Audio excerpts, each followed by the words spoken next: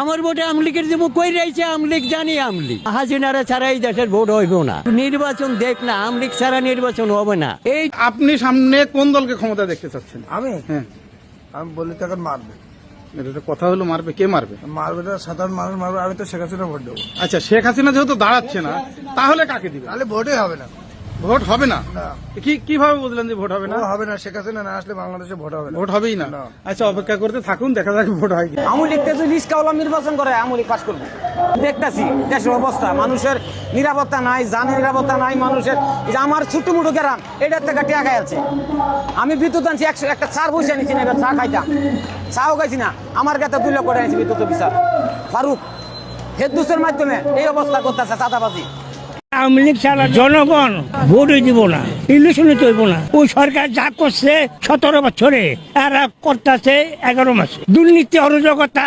যারা এই দেশে স্বাধীন করছে দেশ, তাদের বাদ দিয়ে আপনি নির্বাচনটা করে লাইবেন এককভাবে। সে কিভাবে করবো? হয়তো সে তাড়াহুড়া করে দিয়া সে চলে দেবে, এটুকুই সে পারবো। এটা গ্রহণযোগ্য নির্বাচন হবে না। বাংলার মাটিতে জনগণ মান্য নেব না। এই দেশের জনগণ দেশ স্বাধীন করছে পশ্চিম পাকিস্তানি গুলোকে যুদ্ধ করিয়া। এই জানিয়ে রাখবেন, এই দেশে গ্রহণযোগ্য নির্বাচন করতে হলে ব্যাগ দলের অংশগ্রহণ থাকতে হবে। সবাই যদি সে যেই কথা বলতেছে যে আসিয়া খাইলা সবাই ভোট দিবে, ব্যাগ দল আইনা নির্বাচন দিবি। নির্বাচন দেওয়ার পরে যে ভোটে পাস করবো তারই এই দেশের জনগণ মান্য নিব। আমাদের দেশের জনগণ বাঙালি বহুত এই ব্যাপারে অ্যালার্ট। সুষ্ঠু নির্বাচন হবে না, কারণ এখনো বর্তমানে 60 থেকে 65% ভোট আওয়ামী লীগেরই আছে।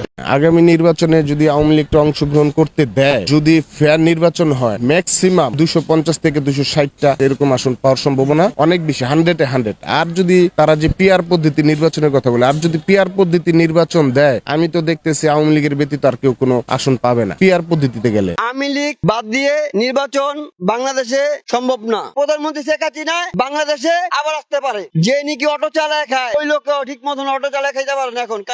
কারণ কি ছাত্র বলা গেলে এই অবস্থা করছে। আওয়ামী লীগের বাদ দিয়ে কেমন হইব? যদি মেইন দলই যদি না থাকে তাহলে ইলেকশনটা কি হইব? আগে আমরা কাজ করছি রাতে 10টা 11টা 12টা বাজে রাস্তা দিয়ে কাজ শেষ করে বাসায় গেছি, কেউ জিগায় না।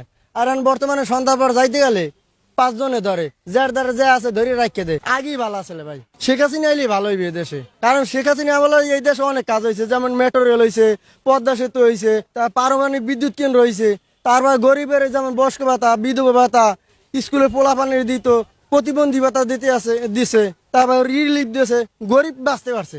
আগে কাজ আসলে সপ্তাহে 6 দিন কাজ করতে পারছি, সপ্তাহে 3 দিন কাজ করতে পারি, 3 দিন বইতে। হ্যাঁ, যদি কাজ করি তা বাসা ফিরতে পারবো কিনা বউ মাই বলার দ্বারা কোনো গ্যারান্টি নেই। আওয়ামী লীগ ছাড়া এই দেশে নির্বাচন দেওয়া সম্ভব না। আওয়ামী লীগ বিশাল বড় দল, এটা থাকবোই না। আমরা রিক্সাওয়ালারা ভোট কেন্দ্র যাবো না। সব জিনিসের দাম বেশি, এটা ভোট দেওয়া লাগবে। আর সাধারণ মানুষের জন্য আওয়ামী লীগের ভালো।